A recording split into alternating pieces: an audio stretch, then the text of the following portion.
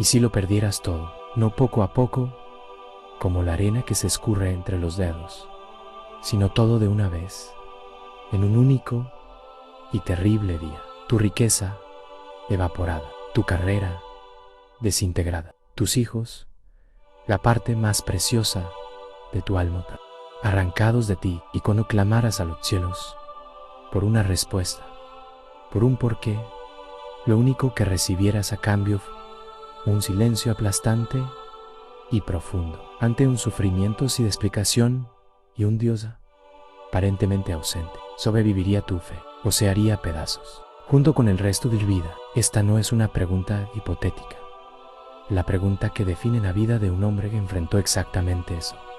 Hubo un hombre que es el ejemplo perfecto de rectitud, íntegro, justo, temeroso de Dios y bendecido con todo lo que un ser humano podría desear.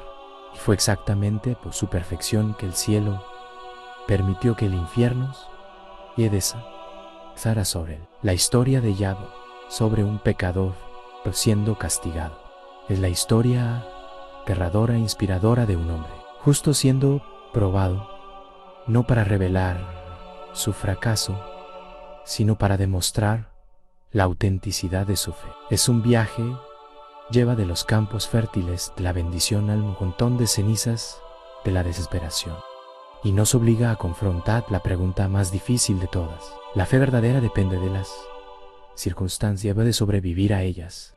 En la antigua tierra de Uz vivía este hombre, Job. La Biblia no escatima elogios al describirlo perfecto y recto, temeroso de Dios y apartado del mal. Su vida era la materialización de la bendición divina. Era un magnate de su tiempo.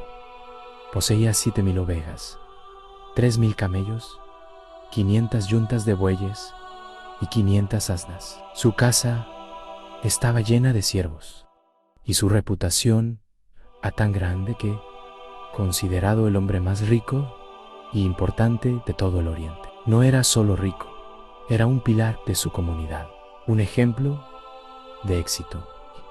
Sobre todo, un hombre cuya prosperidad decía ser la recompensa justa y directa de Dios por su vida piadosa, más preciosa que toda su riqueza era su familia. Sus 10 hijos vivían en armonía, celebrando la vida y disfrutando de la prosperidad de su padre. Y Job, más que un proveedor, era su guardián espiritual. La Biblia, un destello de su devoción. Después de los ciclos de fiestas de sus hijos, ya se levantaba de madrugada y ofrecía sacrificios por cada uno de ellos. Él pensaba, quizás mis hijos hayan pecado y maldecido a Dios en sus corazones. Esto revela a la profundidad de su integridad. Su fe no era para la exhibición, era una preocupación íntima y constante por la pureza de su hogar. Era, según todas las métricas humanas y divinas, un hombre casi perfecto. Mientras Job, en su devoción terrenal, oraba por sus hijos, una escena de proporciones cósmicas se desarrollaba en una dimensión completamente invisible para él. La narrativa nos transporta más allá del velo, a la sala del trono de Dios, donde los seres celestiales, los hijos de Dios, se presentan ante el Creador. Este cambio de perspectiva es la clave de toda la historia. Nos convierte en testigos de una conversación que decidirá el destino de Job, un diálogo que él nunca oirá, sobre una prueba que nunca entenderá. Se nos informa de un secreto: el sufrimiento que está por venir no nacerá en la tierra por casualidad, sino que será permitido en el cielo por una razón. Entre los seres celestiales que se presentan, llega también Satanás, cuyo nombre significa el acusador. Dios, en su soberanía, inicia la conversación, señalando a su siervo en la tierra. ¿No has considerado a mi siervo Job? Pregunta a Dios, que no hay otro como él en la tierra, varón perfecto y recto, temeroso de Dios y apartado del mal. Es un elogio divino, un testimonio del propio Creador sobre la calidad de la fe de Yahvé. Dios lo presenta como su principal ejemplo de lealtad humana, pero el acusador, por su propia naturaleza, existe a cuestionar, para probar y para exponer lo que él cree que es la hipocresía en el corazón de la humanidad. Satanás responde a la alabanza de Dios con un desafío cínico y cortante. ¿Acaso teme Yahvé, Dios de balde? Pregunta. Su acusación es profunda. La fe de Yahvé no genuina. Es una transacción comercial. Solo es fiel porque Dios ha construido un cerco de protección a su alrededor, de su casa y de todo lo que tiene. La fe de Yahvé, según el acusador, es un soborno. Y entonces lanza la apuesta. Pero extiende ahora tu mano y toca todo lo que tiene, y verás si no blasfema contra ti en tu misma presencia. La cuestión estaba planteada: la integridad de Yahvé. Por extensión, la naturaleza misma de la fe humana estaba en juicio. Confiado en su siervo, Dios acepta el desafío, estableciendo los términos de la prueba. He aquí, todo lo que tiene está en tu mano. Solamente pongas tu mano sobre él. El permiso fue dado. El cerco de protección fue retirado. El acusador ahora tenía autoridad para destruir la vida de Yahvé, para probar su tesis de que la fe humana es inherente, egoísta. El cielo dio su permiso. El infierno recibió su orden.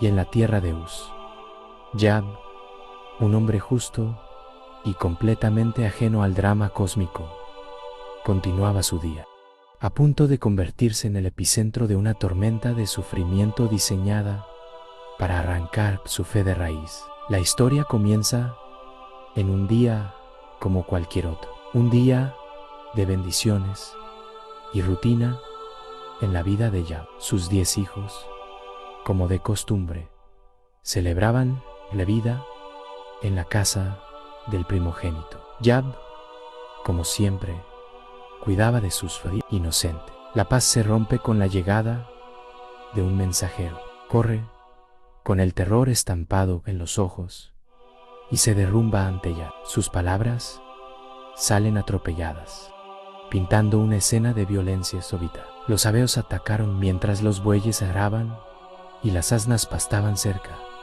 Relata su llevar con los animales y mataron a los siervos a filo de espada. Y entonces, la frase que se convertirá en un eco aterrador: solamente escapé yo para darte la noticia.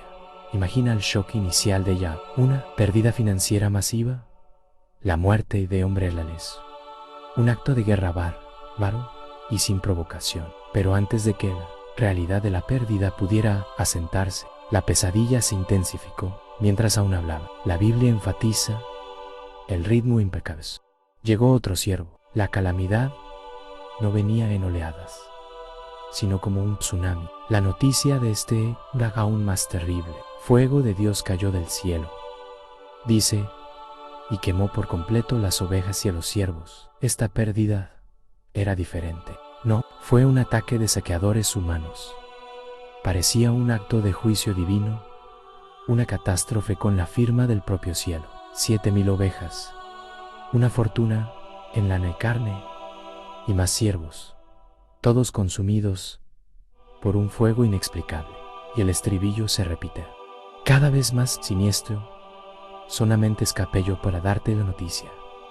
Mientras aún hablaba, la sucesión de desastres continúa, despiadada y estratégica. Llega un tercer mensajero. Los caldeos, Jadea, organizaron 3 escuadrones.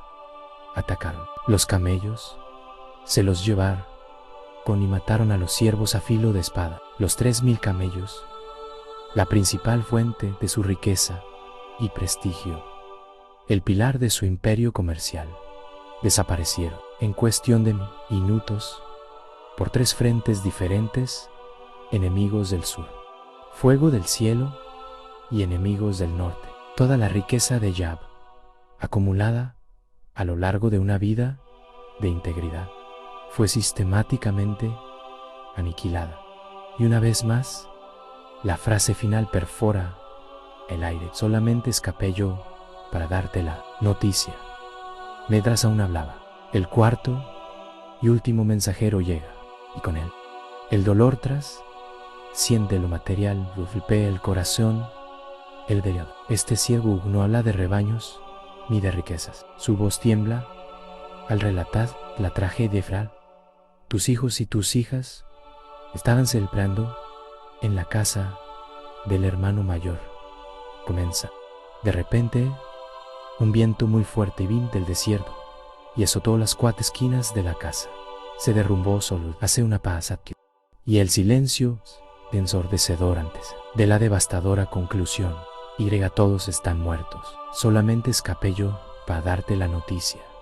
En un instante, ya no era un hombre rico, ya no era un padre. En este momento, la apuesta cósmica alcanza su clímax. El cielo observa. Satanás antitipa la blasfemia. Ante la ruina absoluta que hace un hombre, Yahv se levanta. Su luto es profundo y dicho, rasga su manto, el símbolo de su identidad y estatus. Se rapa la cabeza, una señal de humillación y entrega total.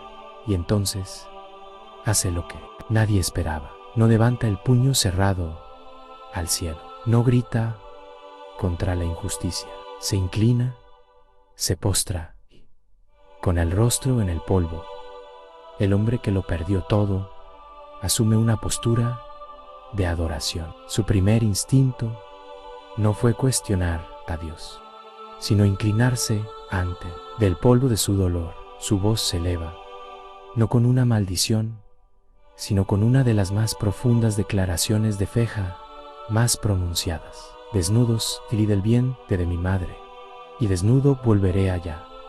Dice, reconociendo su mortalidad y la fugacidad que el Señor dio, y el Señor quitó, sea el nombre del Señor bendito. Esto no es una resignación fatalista.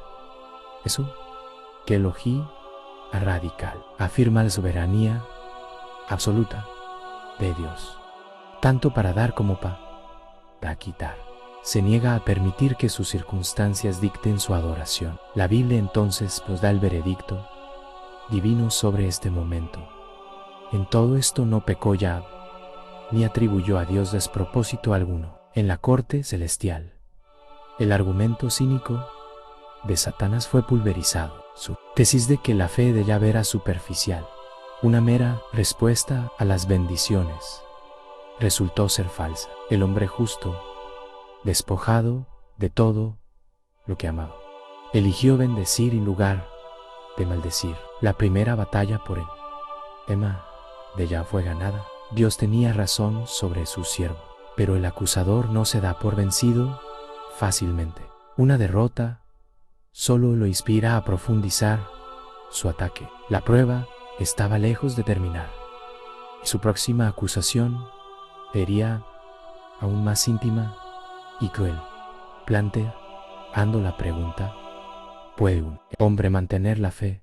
El dolor ataca no lo que tiene, sino lo que es. Tras la primera ola de calamidades, la escena regresa a la arena celestial. Satanás se presenta de nuevo ante Dios, quien lo confronta con la evidencia de la fe inquebrantable de Yahvé. ¿Has considerado a mi siervo Yahvé? Pregunta a Dios de nuevo, casi como un desafío. No hay otro como él en la tierra. Todavía se mantiene firme tu integridad, aunque tú me incitaste contra él para que lo arruinara sin causa. Dios declara la victoria de Yahvé, naturaleza maliciosa del ataque de Satanás.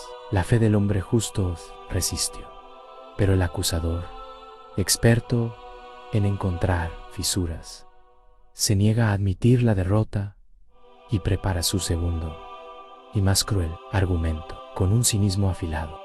Satanás presenta su hipótesis, piel por piel. Te apliqué. Un antiguo proverbio sugiere que el interés propio en la motivación final de todos. Todo lo que el hombre tiene, lo dará por su vida.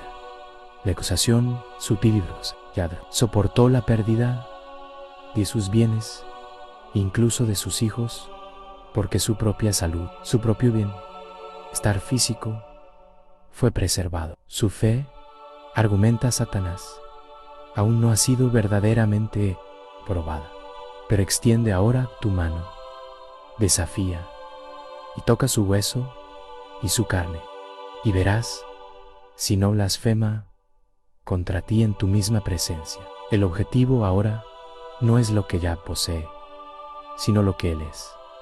Dios, con una confianza en Yah que desafía nuestra comprensión, acepta nuevamente el desafío. El permiso es concedido, pero con un límite crucial. Muy bien, Él está en tus manos, declara Dios, pero respeta su vida. La muerte sería una misericordia, un escape del dolor. La prueba exigía que Yah viviera y soportara la agonía en su plenitud, para que su elección de fe o maldición quisiera en plena conciencia. Con esta nueva y terrible autoridad, el acusador parte para desatar un sufrimiento físico diseñado con un único propósito: quebrar el espíritu de Yah a través de la destrucción de su cuerpo, demostrando que toda fe tiene su punto de ruptura. El ataque es inmediato y devastador. Satanás aflige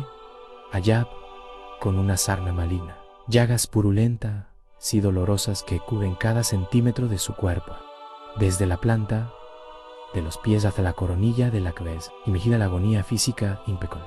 No hay alivio, no hay posición cómoda, no hay momento de paz. Cada movimiento es dolor, cada momento de quietud, la fiebre ardiente. El hombre que el epítome de la salud, vida, bendición divina, y convierte en una masa de carne sufriente. Se retira de la sociedad, un paria, y se sienta sobre un montón de cenizas, el símbolo bíblico del luto más profundo y la desolación total. En su miseria, Yah toma un trozo de teja, un pedazo de basura, para rascarse las llagas que pican y supuran. Este detalle, uno de los más conmovedores de toda la historia, es la imagen de la degradación absoluta. El hombre que se vestía con las telas más finas ahora usa un fragmento roto del suelo para aliviarse. Es un retrato de la resistencia humana en su límite, donde el dolor es tan abrumador que solo un dolor diferente, autoinfligido, puede ofrecer una distracción momentánea. Ya no es el gran Yah de Oriente, es un hombre quebrado, sentado en la basura, luchando por sobrevivir al ataque dentro de su propio cuerpo. Es en este punto que en última conexión con su vida pasada de cerca, su esposa, ella también una superviviente de un trauma indecible, habiendo perdido a sus 3 hijos, al ver a su esposo, un hombre de fe inquebrantable, reducido a esa condición tética, su propia fe, y hace añicos, lo confronta, no con palabras de consuelo, sino con una tentación nacida de la desesperación. ¿Aún te aferras a tu integridad?, pregunta incrédula. Maldice a Dios y muérete. Es la misma conclusión que Anás predijo, ahora pronunciada por la voz más íntima de su vida. Ella le ofrece la blasfemia como un acto de eutanasia, una forma de poner un fin digno a su dolor, incluso en agonía. Yahvé niega a tomar el camino más fácil. Su respuesta a su esposa revela una profundidad de fe aún mayor. Hablas como una mujer necia. La reprende y entonces hace una pregunta que silencia toda la teología de la prosperidad. ¿Recibiremos de Dios el bien y no recibiremos también el mal? Esta afirmación, que un paso más allá, es su primera respuesta. No solo acepta la soberanía de Dios para dar, quitar, sino también para permitir el dolor y la aflicción. Entiende que una fe auténtica no puede ser, de ejércitos, del cielo o de enfermedades. Vendría disfrazado de amistad y piedad. 3 de sus amigos, al enterarse de su tragedia, viajaban para consolarlo y con ellos traerían un tormento para el cual Tiki, la fe de Ya, estaba preparada. El peso aplastante de la lógica humana. La noticia de la desgracia de Ya viaja, llegando a oídos de sus 3 amigos más cercanos. Acuerdan viajar desde sus tierras lejanas para cumplir con el deber más sagrado de la amistad, condolerse de él y consolarlo en un mundo que se ha derrumbado. Su llegada representa un destello de esperanza. Tras el rechazo de su esposa, la cercanía de compañeros leales, hombres de sabiduría y posición, parece prometer un alivio. Yab ya no estaría completamente solo en su dolor. Tendría hombros en los que apoyarse, oídos para escuchar su lamento. Por un breve momento, parece que la compasión humana está a punto de traer un poco de luz a su oscuridad. Sin embargo, al ver a Yab de lejos, apenas lo reconocen. La figura ante ellos es una ruina humana, tan desfigurada por el dolor que su identidad casi se ha perdido. El shock es tan profundo que sus palabras preparadas mueren. Reaccionan con los rituales instintivos del luto, rasgan sus propias ropas y lanzan polvo sobre sus cabezas. Y entonces hacen lo más sabio y compasivo de todas y visita. Se callan, se sientan en el pueblo junto a Yab durante 7 días y 7 noches, en completo silencio. No ofrecen explicación ni consejos, simplemente comparten su dolor, reconociendo que su sufrimiento era demasiado grande para ser contenido en palabras. Después de una semana de silencio compartido, es Yab quien finalmente habla, y lo que sale de su boca no es una declaración de fe, sino un grito de angustia pura. No maldice a Dios, como Satanás predijo, pero maldice el día de su propio nacimiento. Perezca el día en que yo nací, lamenta la noche en que se dijo, un varón ha sido concebido. Es un monólogo poético y sombrío, un deseo desesperado de nunca haber existido, de no tener que sentir un dolor tan abrumador. Al exponer la profundidad de su herida, espera empatía. En cambio, su lamento se convierte en la señal para que sus amigos inicien lo que ellos creen es la cura. Es en este punto que el consuelo se transforma en tormento. El primer amigo en hablar, Elifaz, inicia un discurso que establece el tono para un largo y tortuoso debate. Su intención pudo haber sido ayudar, pero su enfoque transformará la amistad en un tribunal. Convencidos de que están defendiendo el honor de Dios, se convertirán en la práctica en los abogados de la acusación de Satanás en la tierra. El dolor de Ya dejará de ser el foco. Su nuevo objetivo será encontrar la causa, la razón, el pecado oculto que, en sus mentes, debe ciertamente existir. Vinieron a consolar para un amigo, pero terminarán por atormentar para un alma ya herida. La lógica de los 3 amigos se basa en una teología rígida, una caja de certezas que no admite misterios. El argumento es este. Primero, Dios es perfectamente justo y todopoderoso. Segundo, un Dios justo recompensa a los buenos y castiga a los malos. Tercero, Yahvé está sufriendo terriblemente para ellos. La conclusión matemáticamente inevitable. Yahvé debe haber pecado. En su visión del mundo, no existe la categoría de sufrimiento inocente. El universo es un sistema moral de causa y efecto, y la desgracia de Yahvé es la prueba irrefutable de su secreta. No pueden concebir un universo donde cosas terribles le suceden a personas buenas sin una razón punitiva directa. Armados con esta certeza, los amigos inician una caza implacable del pecado secreto de Yad. Cada discurso es una variación del mismo tema, confiesa.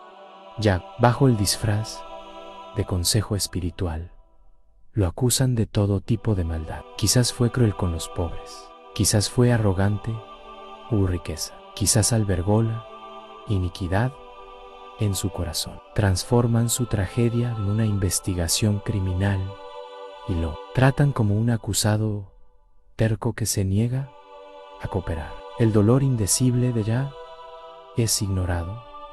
Lo que les importa es demostrar que su teoría sobre Dios es correcta, incluso si eso significa aplastar el espíritu de su amigo sufriente. Yad, atrapado entre el dolor físico y el ataque verbal, se niega a aceptar su premisa. Defiende apasionadamente su integridad, examinando su vida y no encontrando ninguna transgresión que justifique tal devastación. Esta negativa lo coloca en un dilema terrible, sí, representada por tres hombres con respuestas fáciles para sufrimientos que no son suyos. Por el otro lado, la experiencia humana encarnada en un hombre que lo perdió todo, excepto su convicción de que es inocente. Yad está ahora más aislado que nunca. Rodeado de acusadores disfrazados de amigos, mantendrá su integridad, incluso si eso lo lleva a cuestionar la naturaleza misma de Dios. O finalmente cederá, confesando un pecado que no cometió solo para silenciar las voces que lo atormentan. Después de decenas de capítulos de acalorado debate, la sabiduría humana llega a su límite. Los amigos de Yad van agotados sus acusaciones y su teología simplista. Yad va agotado sus defensas apasionadas y sus gritos de inocencia. El resultado es un punto muerto, un silencio pesado sobre el montón de cenizas, lleno de dolor, incomprensión y argumentos no resueltos. Toda la lógica, toda la filosofía, todo intento humano de encajar el sufrimiento en una caja de causa y efecto ha fracasado miserablemente. Solo que un hombre quebrado, que clamó por un conciencia con Dios, esperando en medio de la ruina de su vida una respuesta que sus amigos no pudieron dar. Y entonces el silencio divino se rompe, pero la respuesta no llega en un susurro gentil, en la forma de un ángel consolador. La respuesta llega como una tormenta, un torbellino, una manifestación del poder bruto, indomable y caótico de la creación. Irrumpe en la escena y desde el corazón giratorio de la tormenta, la voz de Dios finalmente habla. No es la voz de un terapeuta, sino la voz del creador del cosmos, majestuosa, terrible y abrumadoramente feroz. El momento que Yad tanto exigió, su oportunidad de presentarse ante Dios, ha llegado, pero no recibe una invitación o un tribunal, sino una citación para una audiencia con la realidad misma. Las primeras palabras de Dios, don de consuelo, de explicación, son un desafío directo que da la vuelta a la mesa del debate. ¿Quién es? Ese que oscurece consejo con palabras sin sabiduría. Truena la voz. Cíñete ahora como un hombre. Yo te preguntaré y tú me contestarás. En un instante, los papeles se invierten por completo. Yad, el demandante, quería interrogar a Dios sobre su justicia. Ahora se convierte en el testigo que será interrogado. Dios se niega a entrar en el mérito de las acusaciones. No explicará la apuesta celestial. En cambio, forzará a Yad a confrontar la vasta diferencia entre la perspectiva ilimitada del hombre y la soberanía omnisciente del Creador. Lo que sigue es un torrente de más de 70 preguntas, cada una de ellas diseñada para aplastar el orgullo intelectual de Yahvé. ¿Dónde estabas tú cuando yo fundaba la tierra? ¿Quién ordenó sus medidas? ¿Quién encerró con puertas el mar? ¿Has mandado tú a la mañana en tus días? ¿Conoces los tesoros de la nieve y del granizo? ¿Podrás tú atar los lazos de las Pléyades o desatarás las ligaduras de Orión? Dios no ofrece respuestas. Lleva a Yahvé un recorrido vertiginoso por su creación, revelando una complejidad, un poder y una sabiduría que están infinitamente más allá de la capacidad humana de comprender y mucho menos de controlar o juzgar. El propósito de este interrogatorio divino no es aplastar a Yahvé, sino liberarlo de la agonía de necesitar una explicación para todo. Al no darle a Yahvé una respuesta simple, Dios le da algo mucho más grande, una perspectiva. El dolor de Yahvé, aunque real y terrible, es redimensionado, visto ahora como un único hilo en un tapiz cósmico de complejidad, propósito, incomprensibles. Dios no responde a la pregunta de Yahvé, ¿por qué me pasó esto a mí? Pero sí responde a su pregunta más profunda. Dios, todavía estás en control. La respuesta, demostrada en cada estrella y cada océano, es un rotundo sí, ante la majestad aplastante de la creación. El caso de Yahvé contra Dios se evapora. El hombre, con discursos apasionados para defender su causa, ahora sé que, sin palabras, cuando Dios lo desafía directamente a responder, Yahvé solo puede expresar su pequeñez. He aquí que soy vil, que te responderé. Mi mano pongo sobre mi boca. Dice, una vez hablé, mas no responderé, aún 2 veces, mas no volveré a hablar. Su postura de confrontación y disuelve un silencio reverente. Se da cuenta de la presunción tu propia mente finita al intentar juzgar los caminos del infinito. Después de un segundo discurso de Dios, describiendo criaturas indomables que el hombre no puede controlar, la transformación de Yahvé se completa. Alcanza el punto central de todo su viaje. De oídas te había oído, confiesa, mas ahora mis ojos te ven. Esta es la revelación final. Pasó toda su vida con un conocimiento de segunda mano sobre Dios, basado en doctrinas y tradiciones.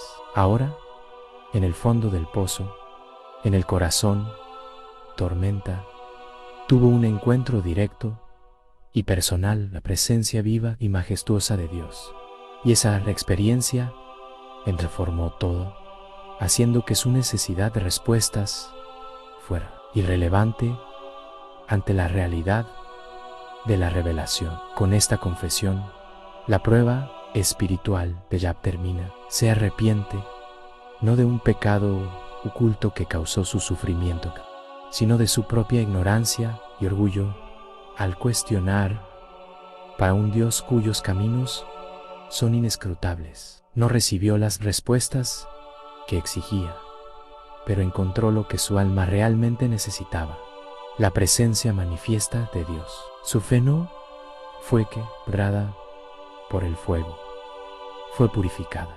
La puesta celestial tuvo su veredicto final y con la humilde rendición de su siervo, la historia de Yahvé estaba ahora preparada para su capítulo final, una sorprendente y graciosa restauración. La revelación de la majestad de Dios lleva a Yahvé su destino final, el arrepentimiento. Por tanto me aborrezco y me arrepiento en polvo y ceniza, declara.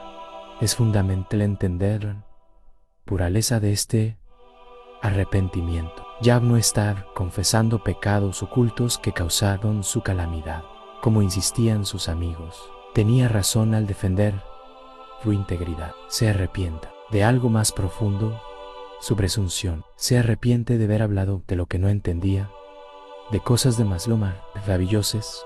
A mí, es el arrepentimiento de su ignorancia arrogante, de haber exigido que el creador del universo se justificara ante un ser finito. Es la rendición liberadora de su necesidad de respuestas. Habiendo restaurado la comunión con Yah, la voz se vuelve hacia sus tres amigos. La reprimenda divina es directa e impresionante. Mi ira se encendió a ti y tus dos compañeros, le dice Dios a Elifaz, porque no habéis hablado de mí lo recto, como mi siervo Yah. Este es quizás el giro más impactante del libro. Yah, con sus cuestionamientos audaces, sus gritos de desesperación y su honestidad bruta, habló de forma más verdadera sobre Dios que sus amigos, con toda su teología ortodoxa, sistemática y cruel. Dios vindica la fe que lucha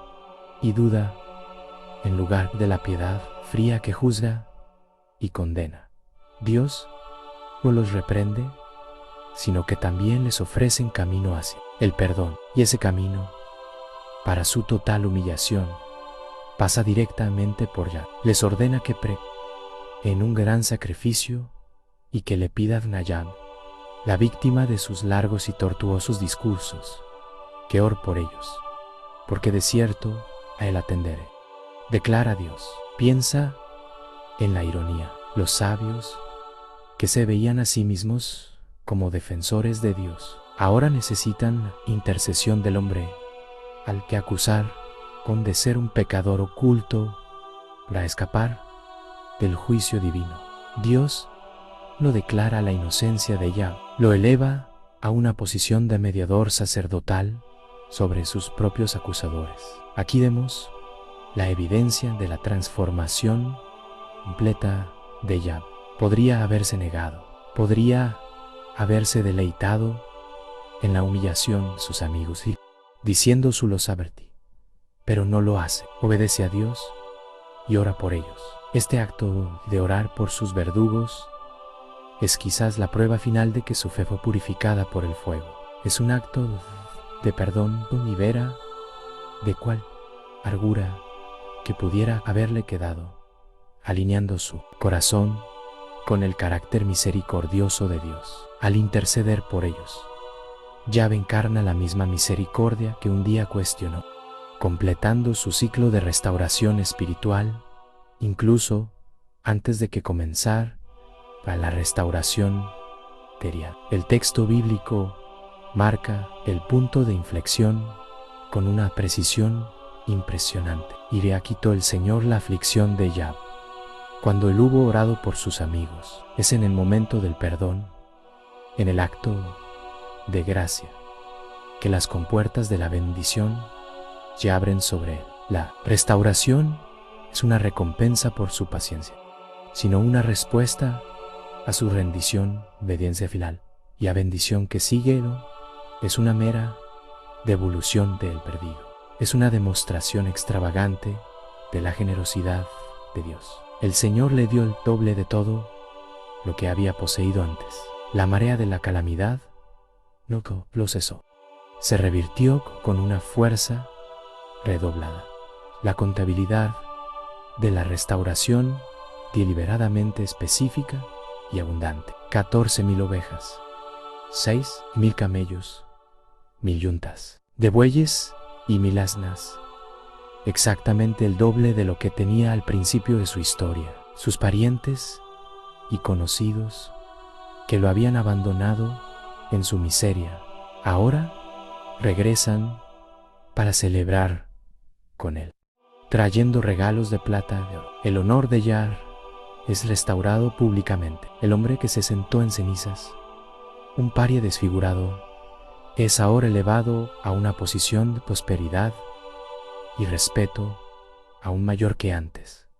Es la declaración visible de Dios de que Él tiene el tratar de tomar la mayor de las ruinas y reconstruirle en algo aún más glorioso, más preciosa que cual y que esa, la alegría de una familia de vuelta allá. Recibe 10 nuevos hijos, 7 hijos y 3 hijas, el mismo número que antes. Esto no borra el dolor de la pelvitud, pero simboliza una nueva vida y un nuevo comienzo. La Biblia, seas que gura de notar que no había mujer es tan hermosa como las hijas de Yah en toda la tierra, y que, de forma inusual, les dio herencia junto con sus hermanos. Esta nueva familia era el símbolo de la capacidad de Dios para sanar el corazón. Era una alegría impensable, incluso después de la más profunda de las tristezas. El luto no tuvo la última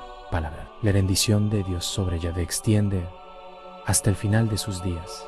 El texto concluye: después de esto vivió Yahvé 140 años, y vio a sus hijos y a los hijos de sus hijos hasta la 4ª generación. Recibió el don de una vida larga y la alegría de ver su legado florecer abundantemente. Su muerte se describe con una hermosa sencillez. Murió anciano y lleno de días. La prueba, aunque fue el evento definitorio de su fe, no fue el resumen de su vida, fue el fuego que lo purificó para una paz y una plenitud que nunca antes había conocido. El hombre que vio a Dios en las cenizas vivió el resto de sus días en la luz de su presencia restauradora. La historia de Yah no termina con la restauración de su riqueza, termina con la restauración de su visión. Comienza como un hombre que conocía a Dios a través de sus bendiciones. Termina como un hombre que conoció a Dios a través de la tormenta. Su viaje nos arrastra al borde del abismo del dolor humano y nos obliga a enfrentar el silencio de Dios. Nos muestra la bancarrota de todas nuestras respuestas fáciles, de toda nuestra teología de caja cerrada que intenta transformar al creador del universo en una fórmula predecible. El sufrimiento de Yah no fue explicado, fue interrumpido por una revelación tan grandiosa que hizo que la necesidad de una explicación fuera pequeña y irrelevante. Dios no le dio a Yah un mapa para entender su pasado, pero le dio su presencia, que se convirtió en ancla para su futuro. Y esa es la verdad en el corazón de esta historia antigua. El libro de Yah no existe para responder a la pregunta ¿por qué sufre la gente buena? Existe para mostrarnos cómo la gente buena puede sufrir con una fe que se profundiza en lugar de hacerse añicos. Nos enseña que, en ausencia de respuestas, podemos encontrar la presencia de Dios, de verdadera fe, como Yah descubrió en las cenizas. No es un escudo que nos protege del dolor, sino un ancla que nos afirma en el dolor. Su historia valida las preguntas, nuestra angustia y nuestro clamor. Nos dice que luchar honestamente con Dios es una señal de falta de fe, sino el camino mismo hacia una fe auténtica, una fe que puede decir con confianza: de oídas te había oído, mas ahora mis ojos te ven.